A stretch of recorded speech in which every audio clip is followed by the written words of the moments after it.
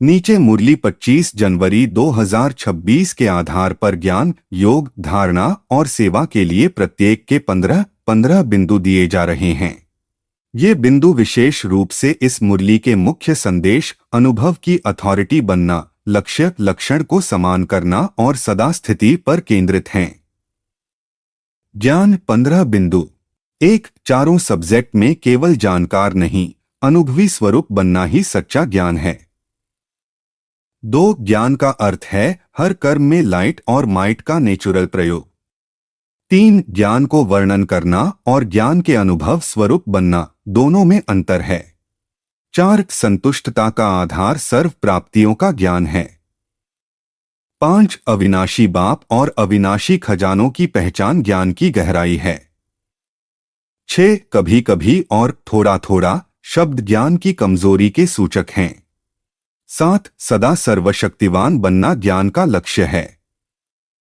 8. अनुभव की अथॉरिटी सभी अथॉरिटीज से श्रेष्ठ है।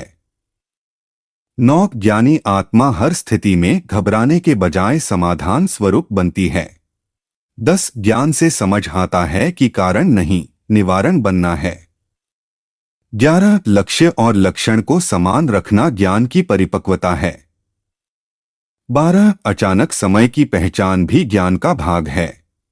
13. ज्ञान से यह स्पष्ट होता है कि विश्व परिवर्तन हमारा कर्तव्य है। 14. मास्टर नॉलेजफुल बनना अर्थात हर कर्म में समझ के साथ चलना। 15. ज्ञान का प्रमाण है सदा खुशी और संतुष्टता की स्थिति। योग 15 बिंदु। 1. योग का अर्थ है स्वस्थिति में सदा स्थित रहना। 2. योग से आत्मा अनुभव की सीट पर सेट होती है। 3. योगयुक्त आत्मा कभी घबराने की डांस नहीं करती। 4. योग से संतुष्टता स्वतः जीवन में आती है। 5. योग में निरंतरता सदा शब्द को जीवन में लाती है। 6. योग से परिस्थितियां मनोरंजन जैसी अनुभव होती हैं। 7. योग ही अचानक समय में एवर रेडी बनाता है। 8. योग से माया की अथॉरिटी समाप्त हो जाती है। 9. योगयुक्त आत्मा स्वराज्य अधिकारी बनती है। 10. योग से मन बुद्धि अपसेट नहीं होती।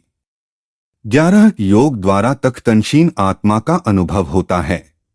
12. योग से दृढ़ता जन्मसिद्ध अधिकार बन जाती है। 13. योग से बाप के साथ साथीपन का अनुभव होता है। 14. योग से अतीन्द्रिय सुख का अनुभव होता है। 15. योग ही जीवन मुक्त स्थिति का आधार है। धारणा 15 बिंदु। 1. सदा प्रसन्नचित और हर्षित मुख रहना। 2. संतुष्टता को जीवन की शक्ति बनाना। 3. सदा शब्द को हर धारणा में लाना। 4. कारण समाप्त कर समाधान स्वरूप बनना।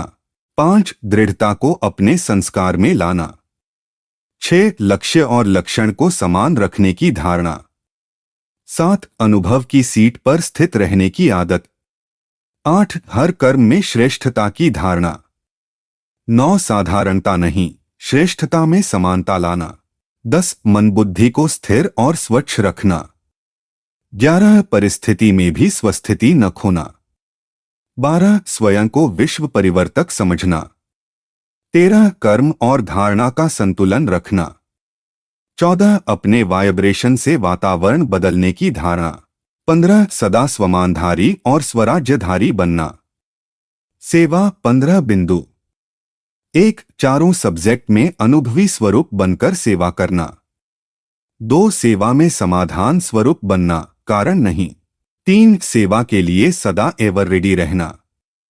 4. विश्व परिवर्तन को अपना कर्तव्य समझना। 5. सेवा में दृढ़ता और निरंतरता रखना।